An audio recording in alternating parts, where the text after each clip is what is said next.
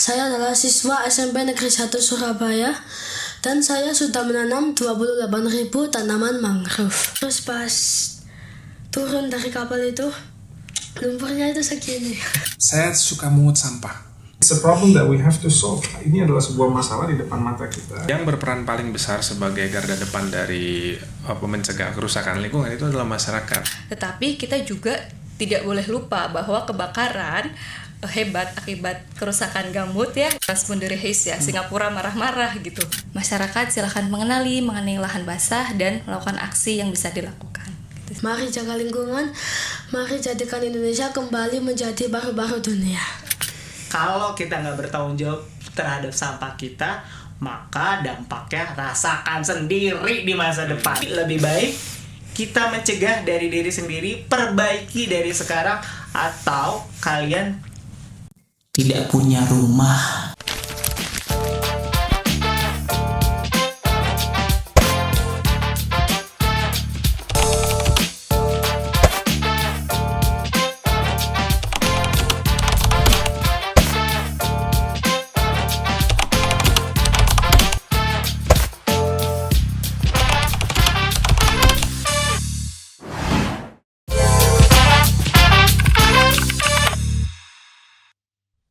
Ke pantai niat healing tipis-tipis. Cakep. Malah kepikiran banjir dan kritis. Untungnya ada mangrove dan gambut yang jaga ekologis, dampaknya besar, solutif, dan realistis. Boleh kalau tepuk tangan. Halo Sobat Lingkungan Hidup, saya Romi Setiawan yang akan memandu kembali lagi di Ngopi Starling. Ngobrol pintar seputar lingkungan.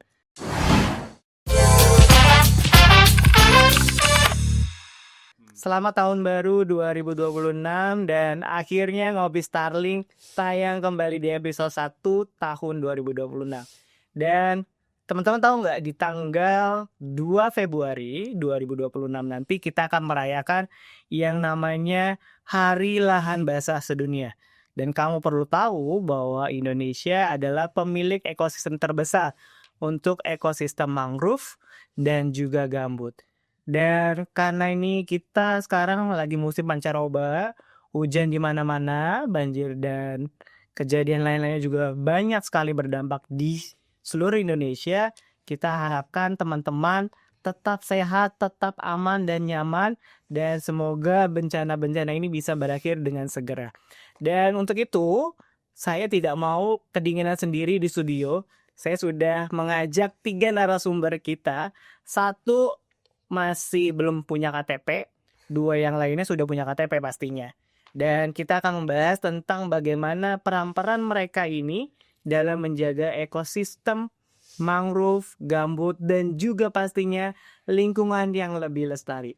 Langsung saja, kita akan berkenalan terlebih dahulu dengan Harley yang belum punya KTP katanya. Silakan Harley untuk memperkenalkan diri. Perkenalkan, nama saya Harley Fatahila Yadul Kasnodo. Saya adalah siswa SMP Negeri 1 Surabaya dan saya sudah menanam 28.000 tanaman mangrove. Wah, 28.000 tanaman dibayar tunai. Dan selanjutnya kita ada Kang Hara nih. Kang Hara, dia juga berdampak dengan melakukan clean up nih. Silakan Kang Hara. Ya, sebetulnya dampaknya kecil sih. Tapi oke.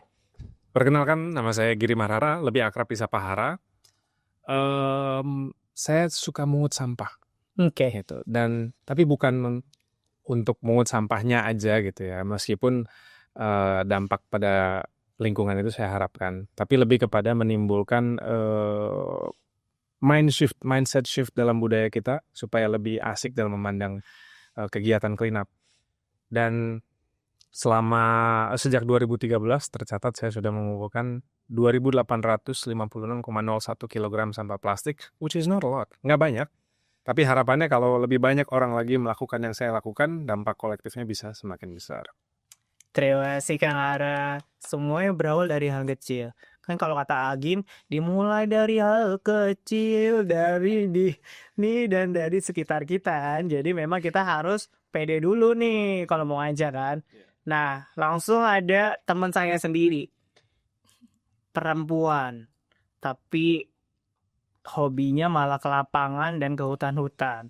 Ada Mbak Naisa Akila, silakan memperkenalkan diri. Baik, halo semuanya. Saya Naisa Akila, biasa dipanggil Naisa. Saya merupakan staf pengendali dampak lingkungan ahli pertama di Direktorat Perlindungan dan Pengelolaan Ekosistem Gambut, Deputi Tata Lingkungan dan Sumber Daya Alam Berkelanjutan, Kementerian Lingkungan Hidup, Badan Pengendalian Lingkungan Hidup. Itu dulu, Mas Rena. Seru nih kayaknya nih ya. Sebagai regulator, tapi juga sebagai implementator ya di lapangan. Nah, ini udah lengkap memperkenalkan dirinya. Sekarang kita akan mulai hal-hal seru dan pertanyaan. Kita mulai. Kita akan bertanya dulu ke Harley nih.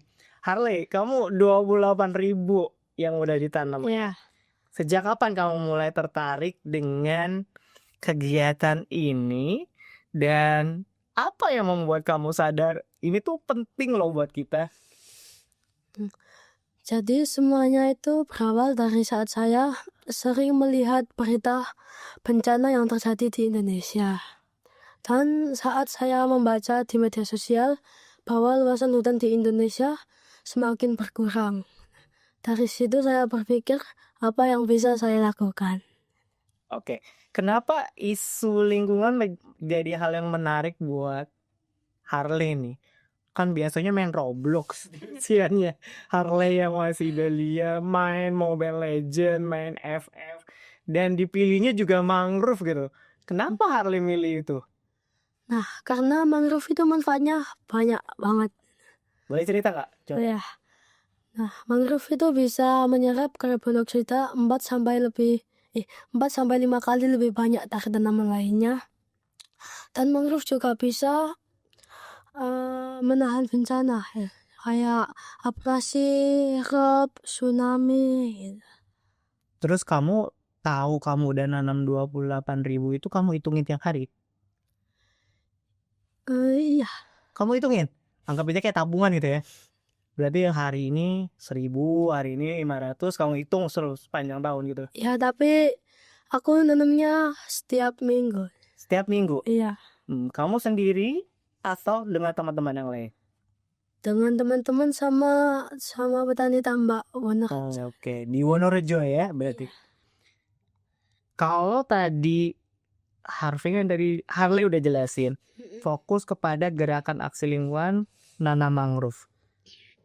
Kamu udah memulai sejak SMP, saat usia kamu ya, sejak sekarang. Nah, kamu mengajak teman-teman kamu tuh caranya gimana? Kan harus nyemplung, harus basah-basahan. Ngajaknya gimana, Harley? Jadi saya kan bikin video kayak kegiatan penanaman ya. Nah itu dilihat teman dari SMP lain, jadi terus nge-DM, jadi ingin ikut dong, diajak ke penanaman selanjutnya. Influencer ya berarti. Apa sepertinya sekarang ya. Nah, kita akan tanya dulu nih ke Kak Giri. Ini anak muda 13 tahun SMP. Kak Giri juga kalau saya lihat di Google by ChatGPT juga memulai sejak usia muda juga untuk kegiatan clean up-nya. Saya mau tanya, apa sih sebenarnya keresahan, kegalauan apa yang akhirnya Kak Giri mau mengambil alih atau bagian dari kegiatan pasukan bersih-bersih?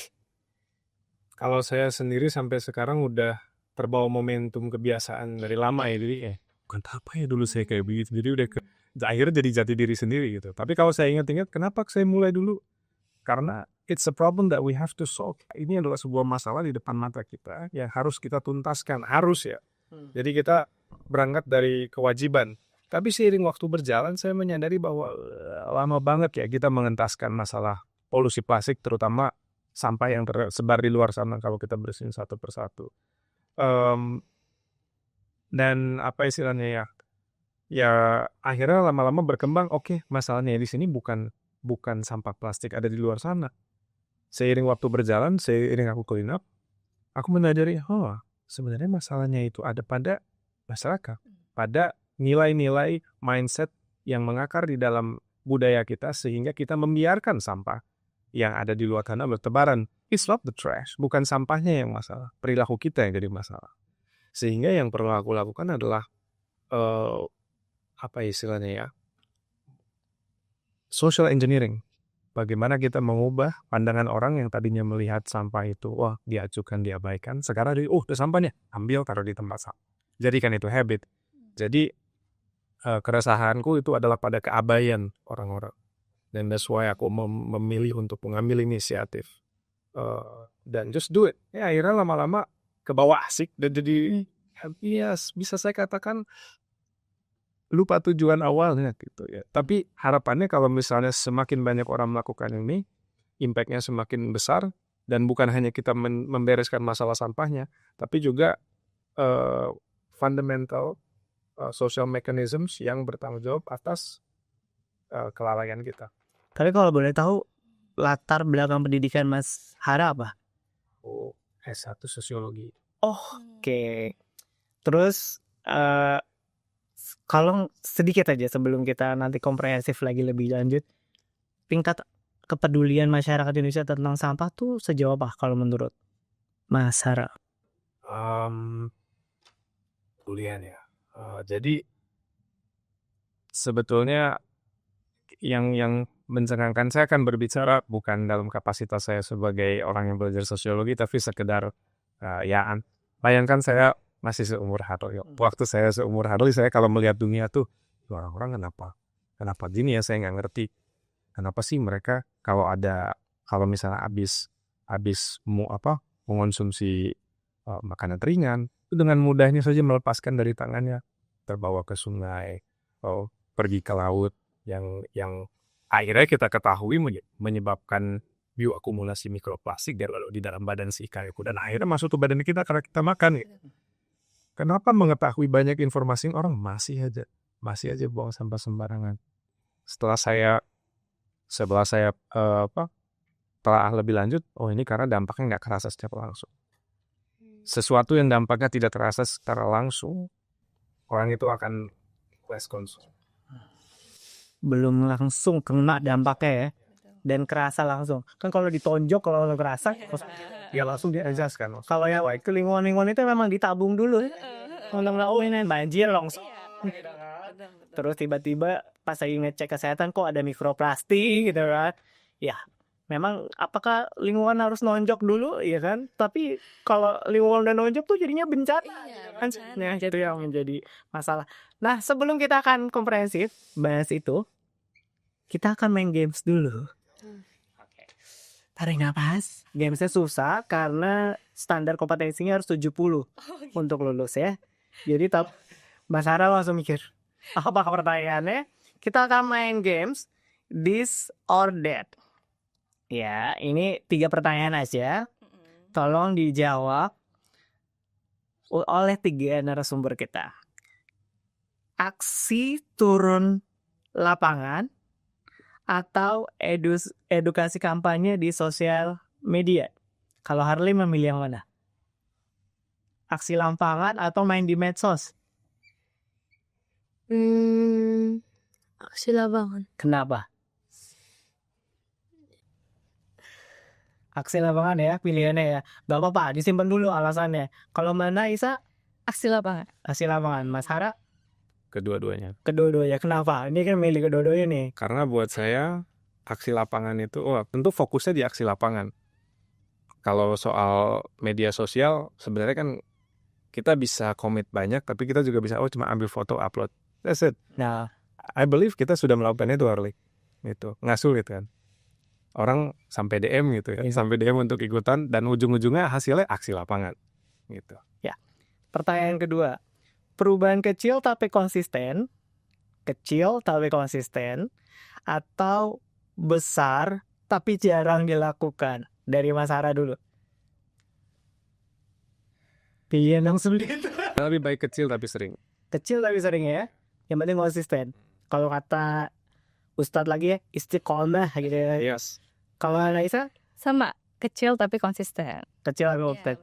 Masyarakat di tingkat tapak udah mulai bergerak seperti itu. Iya, betul. Oke, halo Harley, kecil konsisten atau besar tapi ya kalau ada mood aja gitu? Kecil tapi konsisten. Yang penting 28.000 ya. Banyak. Dan yang selanjutnya kita akan tanya nih pertanyaan terakhir. Cegah dari sekarang atau perbaiki setelah rusak? Dari Nai dulu nih. Cegah dari sekarang, jelas. Kenapa? Karena kalau berpengalaman dari kerusakan ekosistem gambut, ternyata memulihkan yang sudah rusak itu jauh lebih mahal secara biaya dan dampaknya juga tidak bisa pulih sepenuhnya dibandingkan kalau kita mencegah kerusakan itu dari awal. Dari Betul, awal, jadi betul. harus dimitigasi. Betul. Betul ya. Kalau Harley? Cegah dari sekarang atau perbaiki setelah rusak? Cegah dari sekarang. Iya, cegah dari sekarang. Karena dampaknya mahal ya. Kalau kita ngelakuin, kalau Kang Hara sama atau beda Saya jawabannya? dua-duanya. Dua-duanya. Kenapa, Bang? Meskipun penting bagi kita untuk mencegah yang akan datang, kita perlu bertanggung jawab untuk yang udah rusak. Iya, kasihan ya. Generasi kita masa nerimanya yang rusak-rusak aja ya. Wajah-wajah ini harus direkam. Kita lihat perbaikannya seperti apa.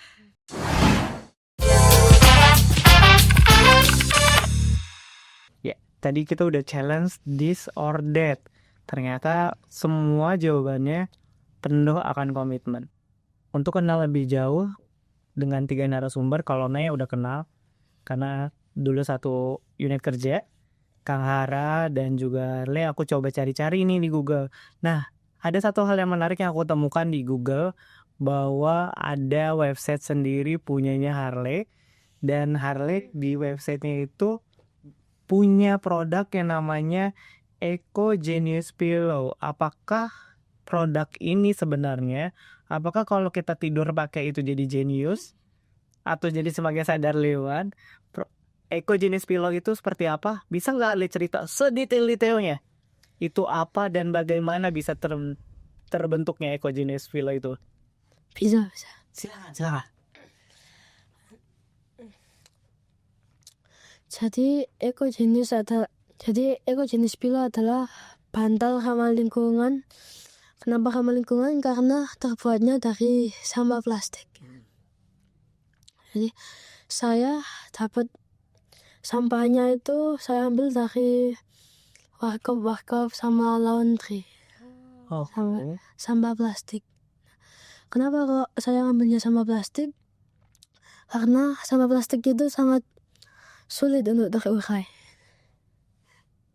Jadi saya membuat ekojenis pillow. Nanti ekojenis pillow itu terdapat barcode ya. Nah, kalau barcode-nya itu di scan itu ada artikel edukasi sama video edukasi. artikel dan edukasi itu yang buat Harlis juga. Iya. Cara ngebuat Eco Genius Pillow-nya tuh gimana? Sampah-sampahnya dimasukin atau gimana? Caranya itu kita ambil sampah, lalu kita kumpulkan, lalu kita cuci. Habis itu setelah dicuci, dijemur, habis dijemur, digunting jadi kecil-kecil biar kelihatan bagus. Habis digunting itu kita masukkan ke plastik mika. Lalu dijahit udah. Jadi produk itu dijual juga nggak? Ya dijual Berapa harganya? 50.000. 50.000. Udah banyak yang beli. 9 Sudah ada 9 orang yang beli. Terus pernah nanya nggak, enak nggak tidur dengan Eco Genius Pillow ke pembelinya? belum nanya siapa. Tapi kamu udah nyoba produk kamu sendiri. Apa perasaannya tidur dengan Eco Genius Pillow? Ya sama kayak tidur di bantal biasa. Oh, berarti tapi pinternya akhirnya kebentuk seperti Harley ya. Jadi terbukti ya Eco Genius Pillow itu kalau kita pakai ya gambarannya seperti Harley gitu ya. Jadi kalau mau beli produk Eco Genius Pillow belinya di mana? Di website www.harleybangyaranlingkunganhidup.com. Aduh, anak umur 13 tahun punya website so easy mengelola website sendiri gitu. Nah, kalau saya mau nanya ke Kak Hara punya weekly clean up. Apa itu weekly clean up? Apakah hanya di akhir pekan aja kegiatannya atau setiap hari juga punya kegiatan? Aku kan sebetulnya hobi, bagiku clean up itu sebuah hobi kan. Aku nggak, dulu mungkin aku berorientasi pada impact, tapi makin kesini aku kayaknya aku nggak bisa ngubah orang lain. Jadi aku ubah diriku sendiri aja dulu. Nah, pada Ramadan tahun 2025, saya mengusul ke teman saya, salah satu teman saya bilang, kita ngajak orang ngabuburit sambil bersih-bersih yuk, gitu kan. Kemudian dia nyeletuk, oh ngabu bersih, gitu. Ngabu bersih. Oh iya, jenius banget itu idemu, gitu kan. Akhirnya aku bikin story kan di IG. Teman-teman semuanya, mari kita saya sama teman saya nyeletuk ada ide kita mau bersih-bersih setiap weekend di bulan Ramadan sambil nunggu buka puasa. Kita nama acaranya ngabu bersih gitu. Nah, di acara ngabu bersih ini kita bakal clean up, keliling danau, ngelihat pemandangan. Jadi bukan cuma sekedar sightseeing aja, tapi juga ada ngambilin sampahnya gitu. Untuk membangun awareness dan juga mengurangi sampah yang ada di sekitar danau. Nah, yang pengen ikutan itu dari jauh-jauh. Itu kayak ada orang dari Surabaya mau datang, bukan mau datang ya, dia mau ikutan tapi dia nggak bisa ikutan. Jadi saya boleh nggak patungan aja untuk konsumsinya gitu. Dia bilang seperti itu. Saya pikir, oh ya, aduh gimana ya, kita belum pernah menangani donasi dan lain sebagainya. Oke, kita coba. Bismillah, kita bikin grup, kita ajak orang-orang yang ingin berpartisipasi dan mendukung ini dimasukin ke grup tersebut. Ternyata, wah, kita kaget. Kalau misalnya sekedar patungan untuk makan, itu berlebih sekali. Ini banyak sekali teman-teman uang yang masuk gitu ya. Kita kan nggak mungkin fine dining. Masa kita buka puasa fine dining.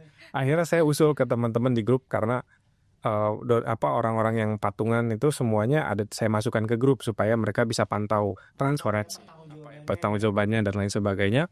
Saya tanya teman-teman, ini duit kebanyakan. Mohon maaf, kita kalau makan ini pasti lebih. Boleh nggak kita alokasikan sebagian untuk membuat teknologi-teknologi yang bisa kita bikin sendiri untuk membersihkan sampah secara lebih efektif. Bikin waste barrier misalnya. Akhirnya mereka bilang, gas boleh gitu. Akhirnya kita buatlah waste barrier. Dan kita clean up setiap pekannya pada bulan Ramadan tersebut. Seiring waktu berjalan, Ramadan kan selesai. Namanya bukan ngabu bersih lagi dong, karena udah nggak ada ngabuburit. Tapi kita tetap pengen clean up di weekend. Akhirnya kita sebut diri kita ya udah weekly clean up aja, week clean. Jadi week clean ini sudah berjalan ya. Program yang sudah berjalan selama hampir setahun sekarang karena mau Ramadan lagi akan ada ngabu bersih jilid 2. Oke. Bisa promosi. Boleh kalau mau ikutan feel free. Kita konsepnya it's just like a community. Hadir aja, datang aja. Nanti di situ kita bisa ketemu sama teman-teman yang luar biasa. Gitu. Kita balik lagi ke Harley nih. Harley, sebelum kita di angka 28.000 berarti kan harus ada angka satunya. Saat kita nanam pertama kali nih Harley itu apa kesan pertamanya yang masih nempel di kepala waktu Mas mulai nanam, masih sendirian bergeraknya, Harley itu ngapain aja? Aku pertama kali ngelakuin penanaman itu udah sama petani mangrove ya. Jadi nggak. Terus yang pengalaman yang masih nempel yang mau diceritain ke teman-teman gimana? Kalau penanaman yang masih nempel itu pas udah 1.000 ya. Jadi Udah 1.000, kenapa? Jadi itu kan pas melakukan penanaman di mangrove gunungannya kita. Jadi itu naik perahu, naik kapal. Terus pas turun dari kapal itu lumpurnya itu segini. Segini. Jadi itu ada teman-teman yang sambil renang gitu di lumpur. Sudah minum? Yang tapi kayaknya susah. Iya susah, jalan aja susah. Iya, berat ya. Iya. Terus pas lagi nanem, pluk pertama gitu. Seneng nggak? Senang. Terus ada yang didoain buat mangrove-nya? Iya. Kamu doa apa buat mangrove itu? Tumbuh yang besar ya gitu. Terus nanti jagain aku ya gitu ya. Iya. Kamu doa itu ke semua mangrove yang kamu tanam. Ke mangrove yang aku tanam. Kamu tanam. Iya. Terus sekarang tanaman mangrove yang kamu udah doain udah sebesar apa? Terakhir kamu ke sana. Sekarang masih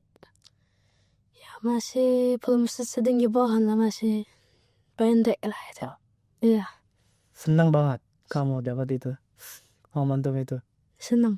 Itu yang kamu selalu ceritain ke teman-teman kamu ya. Iya. Teman-teman harus nyemplung juga ya berarti ya. Iya. Nah sekarang saya mau ke Kang Ara nih. Kang Ara, kalau tadi kita ngelihat usaha-usaha kecil ini kan dimulai dari hal yang kecil ya. Semuanya. Kalau Kang Ara lihat optimisme dalam mengelola sampah kita, nggak perlu jauh-jauh, 10 tahun ke depan, seharusnya seperti apa sih idealnya? Wow. Saya sebetulnya kalau terkait dengan hal-hal yang sifatnya makro ya, aku nggak punya banyak informasi. Dari segi pengelolaan, yang saya tahu sih sekarang lagi mau dibangun beberapa PLTS saya, pembangkit listrik tenaga sampah, untuk mengurangi timbulan sampah yang ada di TPA Galuga at least di Bogor tempat aku tinggal. I don't know, aku nggak tahu nanti kedepannya seperti apa. Kita mendoakan yang terbaik saja. Dan sebagai masyarakat ya, dalam kapasitas saya sebagai warga, yang bisa saya lakukan adalah sampah jangan dicampur.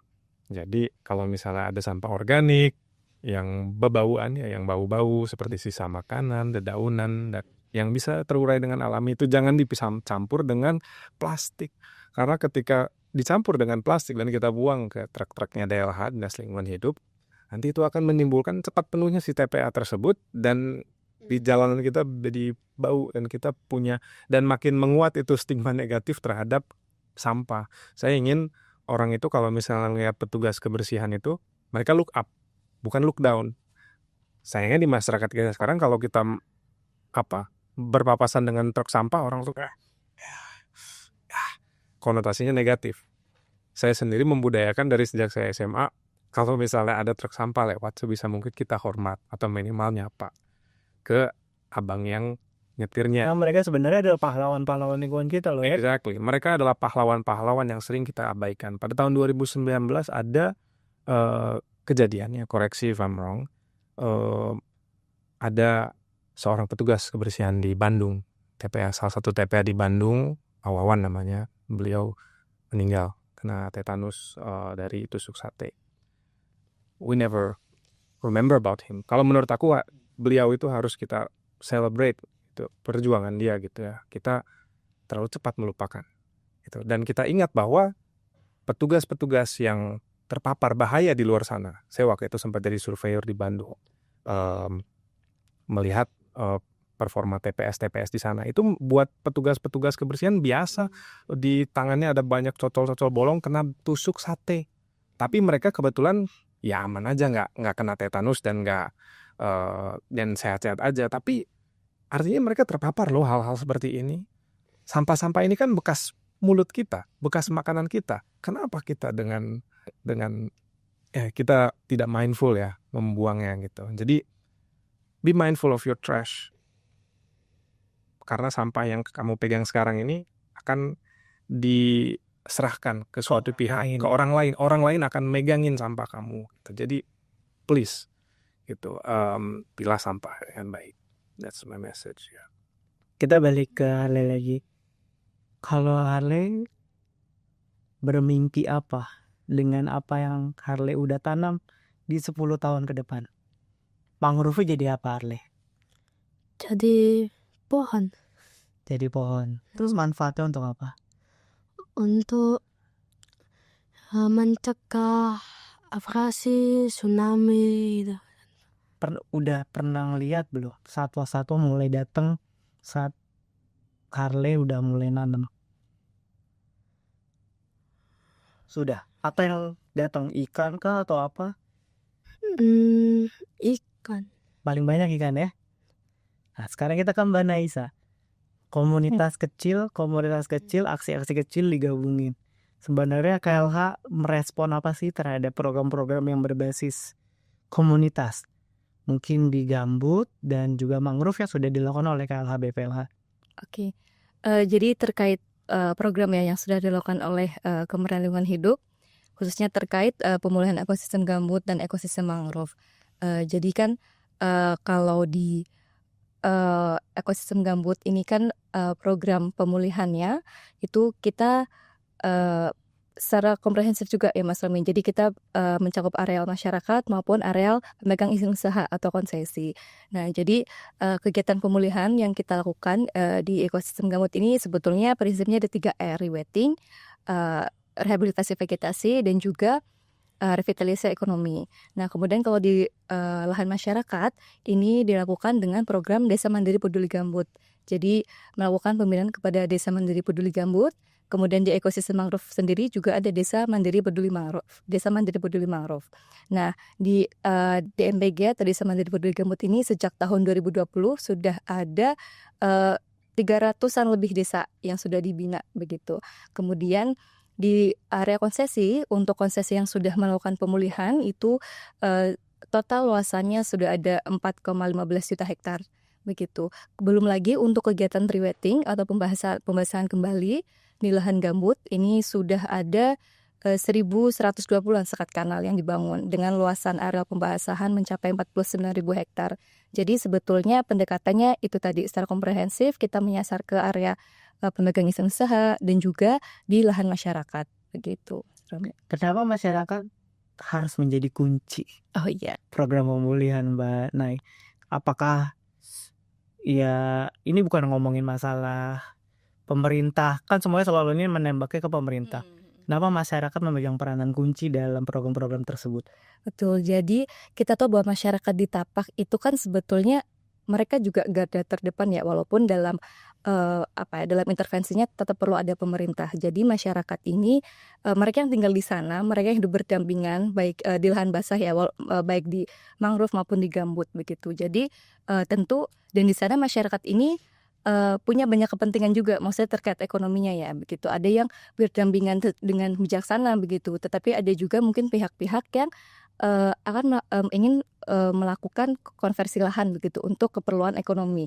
Nah, disitulah pemerintah hadir begitu ya untuk dari segi mengubah mindset masyarakat tersebut, kemudian melakukan intervensi secara langsung. Salah satunya dengan program revitalisasi ekonomi masyarakat tadi, karena ya masyarakat yang tinggal di situ garda terdepannya ya masyarakat itu tadi. Jadi yang kita lakukan adalah menyasar langsung ke masyarakatnya dengan perubahan mindset maupun dengan membina dan memberikan program-program yang sesuai dengan kebutuhan masyarakat begitu. Nah, artinya memang masyarakat punya peran penting karena mereka tinggal langsung di lapangan tersebut ya. Sejauh ini antusiasme mereka seperti apa dengan program-program yang sudah diberikan masyarakat? Apakah muncul kayak inovasi-inovasi yang di lapangan? Ada nggak inovasi yang menarik dari setiap daerah tersebut ya? Kayak perlu diceritain nih kepada masyarakat lain nih. Iya. Jadi banyak sebetulnya, maksudnya lesson learn ya yang bisa kita peroleh dari program Desa Mandiri Peduli Gambut atau dari pemulihan yang sudah dilakukan masyarakat, khususnya di program rewetting dan revitalisasi ekonomi. Jadi di sana masyarakat ini juga sudah turut serta dalam membangun sekat kanal di areanya. Itu untuk mencegah kebakaran, begitu ya Mas Romi. Nah, kemudian dari segi program pemberdayaan masyarakat yang sudah dilakukan, yang kemudian goalsnya itu juga meningkatkan taraf ekonomi masyarakat. Karena kita tahu dalam hal membina masyarakat atau memulihkan ekosistem gambut itu kita juga tidak bisa hanya sekedar membawa tujuan ekologisnya. Ya seperti tadi Mas Gara bilang bahwa dampak ekologis ini kan tidak langsung terasa begitu. Misal kita melakukan pendekatan ke masyarakat hanya dengan iya Bapak kita akan membangun sekat kanal, dampaknya nanti tidak ada kebakaran, lahan gambut terbasahi kembali. Nah, tapi masyarakat kan tidak mungkin kemudian serta-merta oh iya baik tanpa ada motif ekonomi yang lain di situ ya. Maksudnya mereka juga bekerja, kemudian jika program kita yang kita lakukan tanpa ada tidak menyasar keseluruhan, tidak menyasar di sisi ekonominya kan juga jadi kurang ini ya, tidak bisa masuk sepenuhnya ke masyarakat begitu. Jadi untuk program yang revitalisasi ekonomi masyarakat ini sudah banyak yang berhasil begitu. Mulai dari yang hasil hutan bukan kayu, karena seperti di Desa Kepayang di Sumatera Selatan di Musi Banyu Asin, mereka memproduksi madu, lebah madu, karena mereka kan juga berada di kawasan hutan ya. Jadi agar tidak ada kegiatan yang masuk ke kawasan hutan, itu mereka melakukan budidaya madu begitu. Jadi kita menawarkan kegiatan yang masyarakat menjadi punya pilihan. Yang awalnya mereka membuka gambut, merusak gambut misalkan ya, misalkan membuka lahan dengan membakar, mereka jadi punya opsi ini, mata pencaharian lain begitu. Kemudian ada juga yang banyak sebetulnya selain HHBK tadi lebah madu, ada juga yang keripik ubi talas juga ada. Kemudian ada juga yang menyasar juga ke peternakan juga ada begitu, Mas Romi. Jadi sebetulnya bervariasi sih program revitalisasi masyarakat ini. Ini antara Mas Sarah dan Mbak Naisa nggak janjian ya tadi ya? Tapi memang benang merahnya adalah kalau lingkungan itu kan istilah investasi ya, investasi jangka panjang. Entah instrumennya bisa reksadana atau saham gitu. Oh, bercanda. Jadi memang kita harus nabung dulu, karena dampaknya kalau kita gak jagain nanti malah banjir ya, atau yang lain, bencana lingkungan yang lainnya. Tapi memang harus ada pilihan opsi bahwa ekonomi itu harus dikedepankan juga. Karena biar masyarakat tuh tahu, oh ternyata kalau saya ngolah seperti ini, saya dapatnya ini. Kalau tidak saya kelola, saya dapatnya malah 2 kali lipat dampak ya, buruknya. Betul. Ekonomi saya hilang, bencananya muncul gitu kan. Nah, saya mau lanjut, kita akan ngobrolin masalah. Saya dari tadi melihat Kang Hara membawa alat perangnya gitu.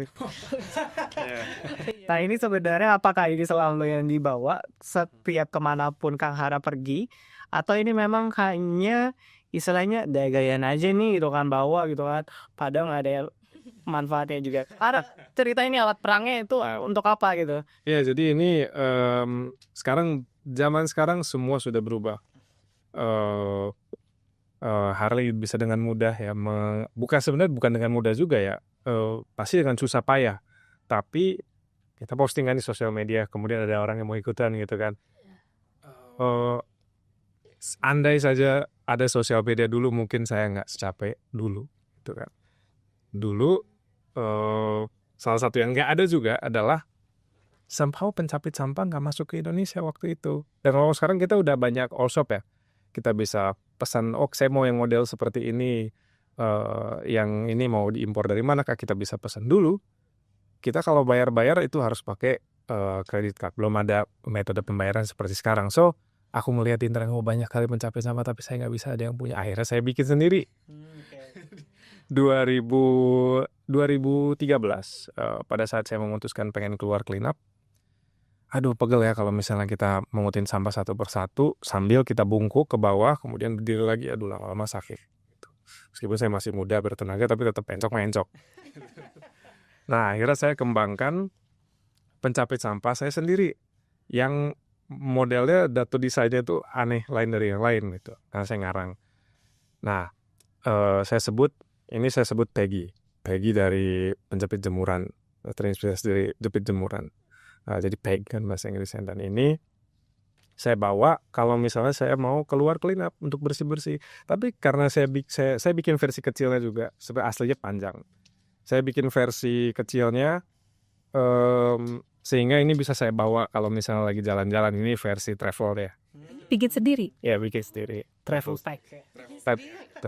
Jadi bukan untuk clean up yang intensif, tapi lebih kayak, oh kita pengen jalan-jalan nih, misalnya naik kereta ke Jakarta atau ke somewhere, kita taruh, kita sing-singan di sini nih, kita cantolin di sini, ada sampah, ambil, taruh di tempat sampah, gitu.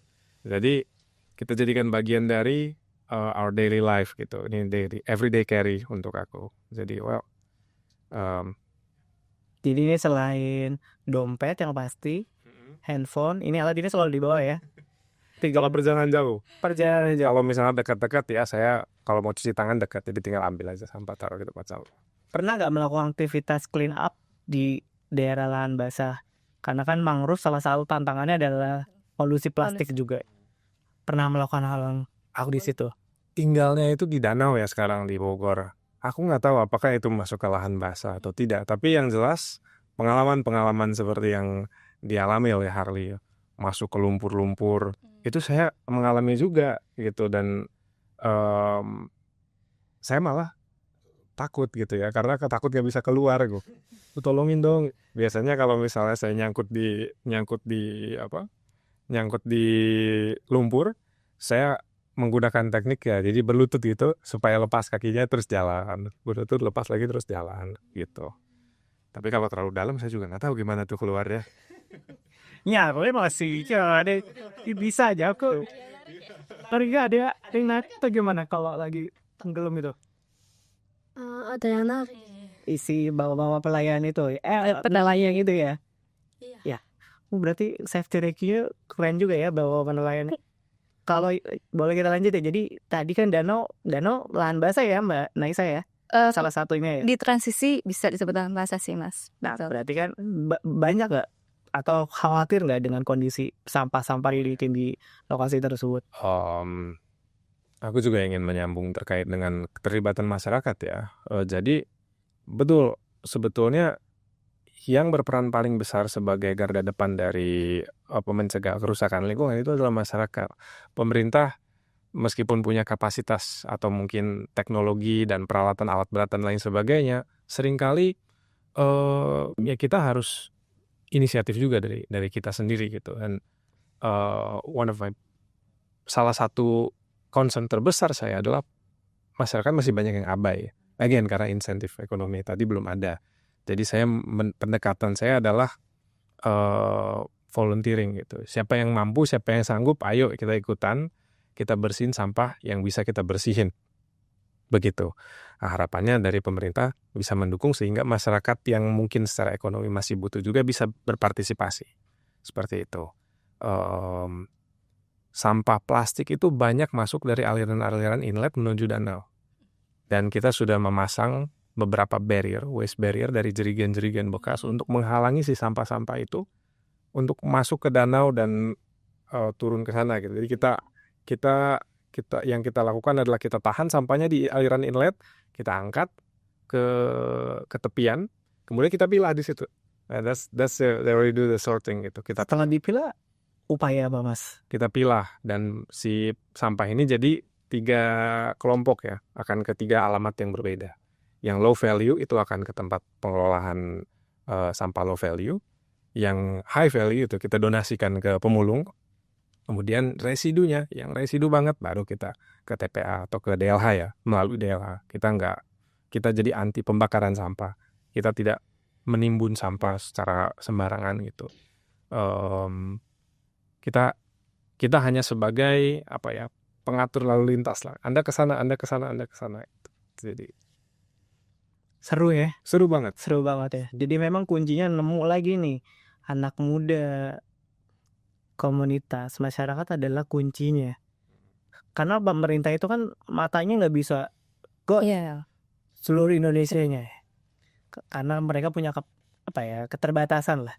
Tapi masyarakat kan berada dan hidup di lokasinya masing-masing. Itu yang harus dijaga benar ya. Jadi saya sih jadi terinspirasi dari Mas Hara dan Naisa bahwa kalau kita mau ya kita mulai dulu aja tanpa harus nunggu-nunggu yang lain gitu kan. Kalau kita berdampak pasti akan terlihat kok. Apalagi nanti kan pemerintah tinggal memberikan dukungan ya. Memberikan dukungan, support. Akhirnya kan hidup nih yang di gambut, yang di mangrove akhirnya merasa terperhatikan setelah mereka berupaya dulu gitu kan untuk menjaga bahasanya rumah mereka sendiri gitu kan. Lingkungan tempat bermain anak-anak mereka, tempat mereka beraktivitas gitu kan. Yang harus dijaga. Seperti Harley juga kan menjaga mangrove, menanam mangrove karena apa? Harley takut tsunami katanya. Jadi supaya semuanya rumah kita juga terjaga. Nah ini yang menjadi menarik, saya mau nanya ke Naisa juga. Naisa, kalau kita ngelihat tadi komunitas sudah diajak, semuanya sudah diajak. Nah, apa inovasi yang akan dilakukan oleh KLH BPLH untuk menggabungkan seluruh pihak nih? Kan ada komunitas, ada masyarakat, ada tadi pemilik konsesi, terus pemerintah daerah. Program-program apa yang akan dilakukan ke depannya nih untuk lebih nyekrup lagi nih? Apalagi ya katanya tadi di awal mangrove dan gambut Indonesia ada tuan rumahnya Ya. paling banyak di dunia, kekayaan lah ya. Ini kita masih anggap mangrove dan gambut adalah kekayaan kita kan ya, bukan jadi beban kita kan ya. Gimana nih apa yang dilakukan oleh KLH BPLH? Oke, ini sebetulnya ini ya cukup sulit pertanyaannya. Apalagi kan saya juga staff ya. Gak apa-apa ya. Berarti ini mimpi dari seorang staff gitu kan. Enggak juga Nadib. Enggak juga sih. Oke. Jadi terkait kolaborasi itu ya. Begini sih Mas Romi, sebetulnya memang kolaborasi ini selama ini sudah diupayakan dan juga sudah dilakukan. Nah, terdekatnya nih yang realistis aja ya begitu, terdekatnya memang kolaborasi kita kan selama ini menjunjung kolaborasi pentahelix ya, dari pemerintah, akademisi, kemudian masyarakat, media, serta pemegang izin usaha atau pihak swasta. Nah, sekarang ini kita mengupayakan program Desa Mandiri Peduli Gambut kolaborasi dengan pihak swasta. Jadi kita ini kayak menjodohkan nih. Kita mencari mana potensi-potensi Desa Mandiri Peduli Gambut. Kemudian ada konsesi yang juga kita bina. Kita jodohkan aja nih gitu ceritanya. Jadi konsesi ini kita dorong untuk ikut melakukan pemulihan di DMBG, bisa menjadi salah satu CSR mereka begitu. Jadi itu salah satu kolaborasi yang sedang kita upayakan juga. Kemudian kalau ke masyarakat luas lagi itu mungkin lebih ke pengenalan ya terkait lahan basah, terkait ekosistem mangrove maupun gambut. Nah, itu kan kita menyasar ke generasi muda.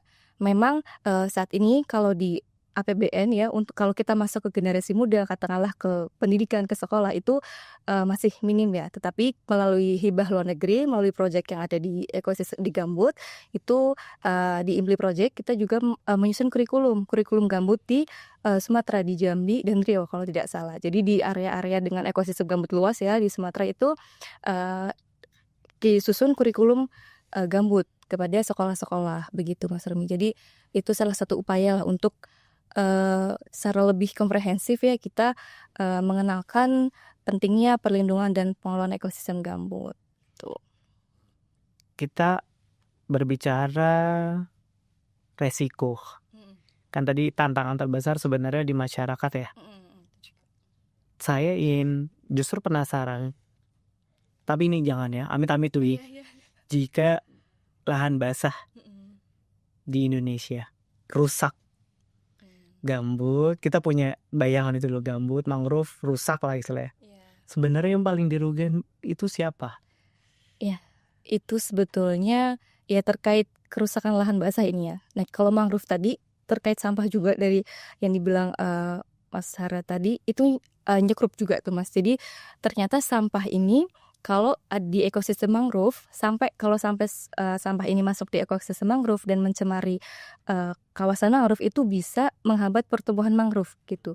Jadi setuju sekali bahwa sebetulnya pencegahan pengolahan sampah itu dari hilir begitu ya, jangan dari hulu begitu, jangan sampai ke hilir nih, karena ketika sampai ke ekosistem mangrove bisa menghambat pertumbuhan mangrove. Nah kemudian terkait gambut itu ya, terkait gambut juga. Terkait ekosistem lahan basah ketika rusak tentu secara langsung dampaknya ke masyarakat sekitar, masyarakat lokal yang hidup berdampingan langsung. Tetapi kita juga tidak boleh lupa bahwa kebakaran hebat akibat kerusakan gambut ya itu kan menyebabkan 2019 2019 juga cukup ini, tapi 2015 ya titik baliknya itu kan Transboundary Haze ya, Singapura marah-marah gitu. Ibaratnya kita ini kayak senjata loh itu.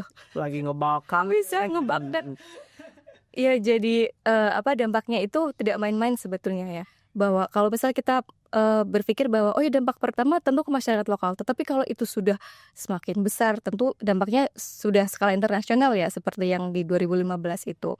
Tetapi kalau secara global tadi bahwa dampak ekologis ini kan tidak langsung terasa. Nah itu tadi ketika lahan basah rusak maka nanti emisi gas rumah kaca semakin banyak yang terbuang ke atmosfer, maka nanti krisis iklim akan semakin parah. Nah, itu dampaknya Biasa terlampau itu ya. iya, aduh, ngeri kan gitu kan. Jadi dampaknya nanti bisa ke semuanya begitu kan. Cuma memang kapannya ini kan kita nggak tahu. Nah, itu yang mungkin membuat kita semua yang jauh dari lahan basah, misal tinggalnya kayak kita yang di kota-kota ini merasa aman-aman aja gitu. Padahal dampak luasnya, dampak panjangnya itu yang belum tahu kan gitu.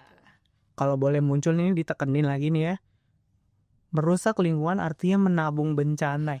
Bisa muncul kapanpun ya. Kling muncul di bawah ya. Dan Harley, aku mau tanya. Tadi Mbak Naisa cerita, Kak Mas Sarah cerita. Di tempat lokasi penanaman mangrove Harley, ada sampah nggak yang ditemuin? Ada, Banyak nggak? lumayan. Kesel nggak dengan kondisi seperti itu? Kesel? Mungutin sampahnya juga nggak? Kalau ngutin sawah, belum. Belum, baru nanam mangrove. Nah, nanti dapat inspirasi nih dari Mas Sarah. Ternyata tadi Mbak Nesa cerita plastik yang ada di mangrove akan mengganggu pertumbuhan. Halnya nggak mau kan, capek aja nanam, tapi mangrove-nya nggak muncul kan. Berarti Harley harus mulai concern juga ke kondisi sampah plastik ya. Tapi saya yakin Harley pasti bisa. Karena Harley ini adalah pangeran dua lingkungan hidup. Boleh cerita nggak sih sebenarnya pangeran dua lingkungan hidup itu apa sebenarnya? Dan tugasnya ngapain Harley? Dan gimana bisa dapat gelar itu? Apakah dari King Charles yang ada di Inggris? Jadi saya ikut program Pangeran Putri Lingkungan Hidup yang diinisiasi oleh namanya Kak Roni. Kak siapa? Kak Roni. Kak Roni. Itu tugasnya ngapain? Atau kegiatannya ngapain Harley? Kegiatannya itu, jadi setiap Sabtu itu ada yang namanya bersih-bersih pantai. Dan setiap jam Sabtu, hari Sabtu, itu ada webinar. Oke. Ada pelatihan edukasi gitu ya? Iya. Terus Harley juga nyebarin edukasi tersebut kepada teman-teman Harley. Wah, luar biasa. Umur 13 tahun. Tenang Harley. Kayaknya kamu nanti 45 tahun jadi menteri A. Yang benar bisa jadi Amin dulu dong. Nah, kalau mau nanya nih agak, tapi ini sebenarnya gak mau sulit. Saya mau nanya ke Harley. Kebiasaan apa yang kamu lihat setelah nanam mangrove tadi yang paling merusak mangrove tuh menurut kamu kebiasaannya apa? Yang menurut bikin Harley tuh kesel. Ini harus berhenti nih menurut Harley, ini harus diperbaiki apa Harley? Kebiasaan apa yang merusak mangrove-nya Harley? Kalau habis ngebibit tapi nggak disiramin gitu. Nggak dijaga mau itu. Kesel ya. Jadi Harley harus ngerawat mangrove tuh seperti bayinya Harley gitu ya. Bener ya? Iya. Bener-bener harus jaga. Sesayang apa Harley sama mangrove-nya Harley? Sayang banget Kak. Kalau kita mau jaga mangrove harus menjaga kita. Kita jaga mangrove akan jaga kita gitu kan. Artinya kita tuh sebenarnya nabung ya.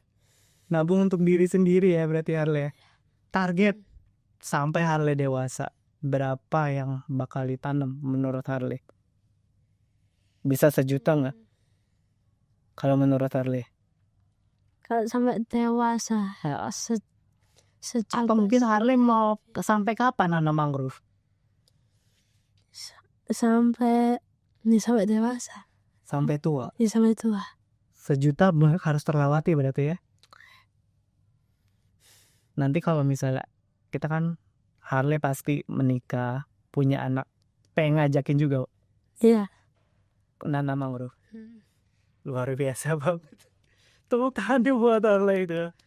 Kita mau tanya nih Harley, kalau boleh mengajak anak-anak muda di seluruh Indonesia, apa yang mau Harley sampaikan buat teman-teman Harley di seluruh Indonesia?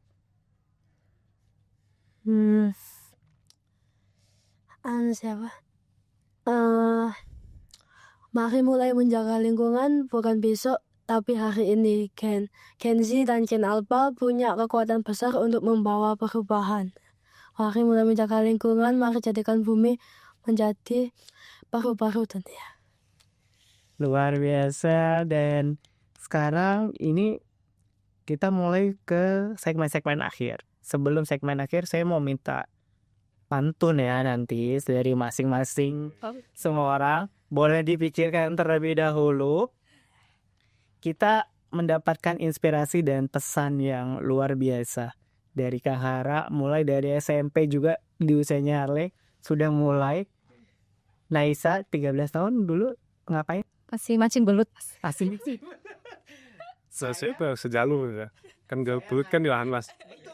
Ya. Saya 13 tahun hanya mikirin angkot pergi dan pulang dari sekolah, dan di rumah ngerjain PR. Tapi Harley sudah berada di aksi lapangan, itu luar biasa. Saya dengarnya juga merinding. Kok bisa anak umur 13 tahun kok mikiran kayak gini? Tapi saya yakin kalau kita ke lapangan, ke seluruh Indonesia, banyak Harley-Harley lainnya sebenarnya perlu diajak berkolaborasi dan bergabung. Dan Kak Hara juga mau membangun komunitas kan ya, berarti ada yang seumuran Harling ya? Oh ada yang SMP masih, ada yang masih SMA juga. Satu hal yang mungkin nanti Harley perlu lakukan gitu ya, manfaatkan semua keunggulan generasi kamu yang kamu punya sekarang. Dulu waktu saya kayaknya tua banget ya, dulu waktu zaman saya dulu waktu aku masih SMP tuh ya Facebook itu nggak punya algoritma yang menyebarkan pesan kita seperti TikTok dan Instagram. Sekarang kan ada Reels, Postingannya foto-foto aja ya. postingannya kita hanya bisa dilihat oleh orang yang temenan sama kita. Sekarang kamu posting, orang yang kamu nggak kenal di belahan dunia yang lain itu bisa ikut mendukung gerakan kamu. Jadi menurut aku kamu harus teruskan yang kamu lakukan, dokumentasikan aja gitu, nggak perlu dikurasikan sedemikian rupa supaya kelihatan, nggak usah Polos aja, apa adanya aja, dan orang-orang dari seluruh belahan dunia akan melihat itu dan mungkin akan ada yang mau mendukung kamu, karena itulah yang terjadi sekarang dengan gerakanku di situ gede di danauku. Nah aku selama 3 tahun terakhir iseng aja tuh posting-posting yang aku lakukan aja gitu. Nah taunya banyak itu yang tadi yang DM gitu ya kan, banyak yang DM, kemudian aku mau ikutan dong gitu kan. Tadi aku kan biasa sendiri, tapi ya udahlah ikutan. Akhirnya mulai dari 1 orang, 2 orang. Sekarang kita udah punya grup isinya 80 orang. Dari sekitar area danau dan juga dari Jakarta dan juga dari seluruh dunia. So ada di grup itu. So ya gunakan teknologi. Anda Kamu akan sangat jauh besar. kita mau ke Naisa. Pesan apa untuk masyarakat Indonesia supaya lahan basah Indonesia tidak semakin berkurang, justru harusnya termakin terkonservasi ya? Pesan apa yang disampaikan? Oke. Aduh susah juga ya. Kalau untuk masyarakat Indonesia sih, kalau dari sisi pemerintah ya, itu kita harus mengenali dulu lahan basah itu apa sih, perannya apa bagi lingkungan hidup kita. Nah, ketika kita sudah kenal, maka kita jadi bisa sayang tuh, gitu. Jadi kalau menurut saya dari hal-hal kecil kita harus mulai peduli pada lingkungan dan konsisten, karena masyarakat kan langsung ditapak, jadi yang aksi langsung aja di lapangan begitu. Kalau perusahaan kebijakan silahkan dikritisi ya pemerintah begitu ya, tetapi masyarakat silahkan mengenai lahan basah dan melakukan aksi yang bisa dilakukan gitu sih Mas. Ya, jadi kenali lalu beraksi. Iya. Jadi jangan ditunda-tunda ya, daripada kita nabung bencana tadi ya. Nah, yang terakhir nih, semua atas inspirasi dan pesannya jujur membuat saya merinding. Dan menurut saya ini memang yang harus kita lakukan bersama-sama ya. Bahwa lingkungan itu adalah sebenarnya investasi untuk rumah kita sendiri. Ibaratnya kita aja rumah selalu kita renovasi. Udah bosen renovasi. Ada yang rusak kita perbaiki. Lingkungan tuh sesimpel itu ternyata berpikirnya. Cara menjaga rumah kita sendiri. Ya tadi rusak, perbaiki, bosan kita renovasi, dan kalau memang butuh apa, kita pasti selalu beli gitu kan, apa yang kurang di rumah kita gitu kan. Nah, menjaga lingkungan adalah ternyata sesimpel itu. Lakukan yang memang benar-benar bisa kita lakukan. Dan podcast ini pada pagi hari ini di periode awal-awal sudah membuat saya yakin bahwa sebenarnya banyak warga-warga di Indonesia ini yang amat cinta dengan lingkungannya. Namun kita masih bergerak sendiri-sendiri. Tapi kita kan punya sejarah ya.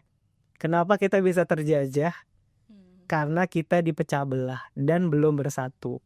Dan untuk bersatu ya kita harus saling bahu-membahu, menjaga satu sama lain, berkomunikasi dan berkoneksi. Tugasnya pemerintah adalah mengorkestrasinya supaya baik, hal-hal baik ini tetap terjaga dengan baik.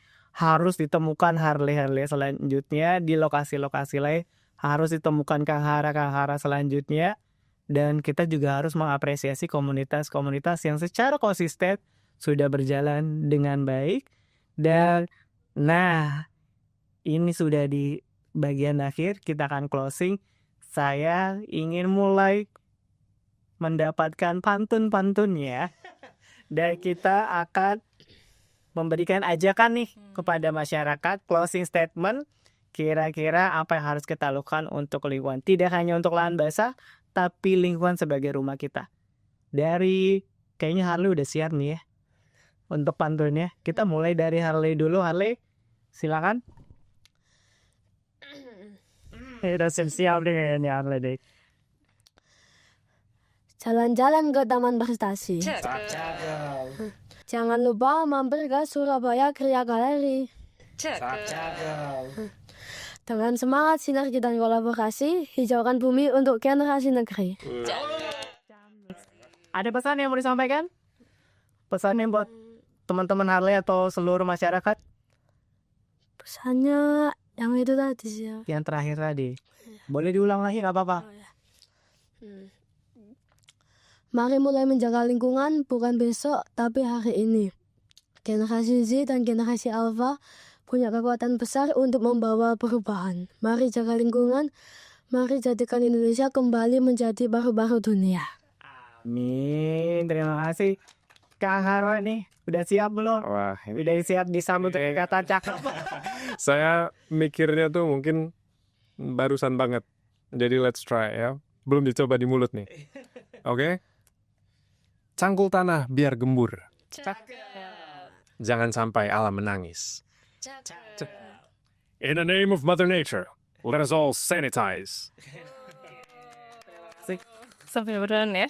Gen Z sekali dan milenial sekali ya. Kita which is Jakarta Selatan ya. Ya, bukan Aisyah. Oke, bantu cakep-cakep ya. Boleh.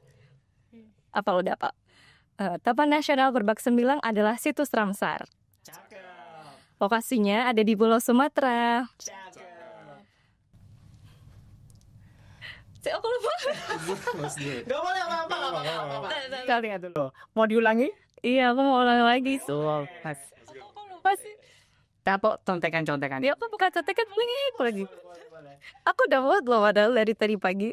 Nggak apa-apa. Emang kadang-kadang Safi seriusnya malah lupa. Bukan saya serius itu malah ingat. Udah ingat. Pantunnya, Taman Nasional Berbak Sembilang adalah situs Ramsar. Lokasinya ada di Pulau Sumatera. Luas lahan basah di Indonesia jutaan hektar. Cakep. Mari kita kenali dan lestarikan bersama. Pesannya untuk masyarakat. Pesannya Indomie goreng telur 2. Woi, karena lagi dingin lah. Terima kasih buat ketiga narasumber, Kak Hara, Mbak Naisa, dan juga Harley. Mudah-mudahan kamu upaya-upayanya benar-benar berdampak dan senilai motor Harley yang mahal itu. Dan Harley harus tetap ngajak, karena saya yakin dari Harley dan generasinya Harley, Kak Hara dan Mbak Naisa, kelak lingkungan kita akan jadi lebih baik. Dan tadi beberapa highlight informasi dan highlight isu yang sudah kita tangkap pada hari ini adalah jangan menabung bencana. Perusak lingkungan itu dari hal kecil ternyata yang tanpa kita sadari. Sampah adalah tanggung jawab kita. Kalau kita nggak bertanggung jawab terhadap sampah kita, maka dampaknya rasakan sendiri di masa depan gitu kan.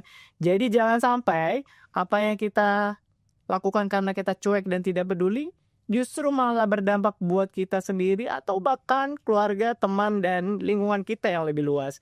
Jadi lebih baik kita mencegah dari diri sendiri, perbaiki dari sekarang, atau kalian tidak punya rumah di masa depan. Terima kasih Harley, Kang Giri, Naisa untuk diskusi inspirasinya pada pagi hari ini, dan kita sangat senang bahwa, dan saya semakin yakin bahwa lingkungan Indonesia seharusnya jauh lebih baik dari yang sebelumnya. Dan tadi mereka udah pada menyampaikan pantun, maka saya juga harus menyampaikan pantun kayaknya, biar nggak kalah dan gak ngikuti tren. Kerawa-rawa melihat mentari pagi, mangrove hijau tumbuh lestari. Jaga lahan basah mulai hari ini demi masa depan bumi dan generasi nanti. Sekali lagi saya mau mengingatkan, selamat Hari Lahan Basah Sedunia. Dan tahun ini temanya cukup unik, menghargai kearifan lokal sebagai budaya untuk menjaga lingkungan. Sampai jumpa di podcast Ngopi Starling selanjutnya, dan sampai jumpa.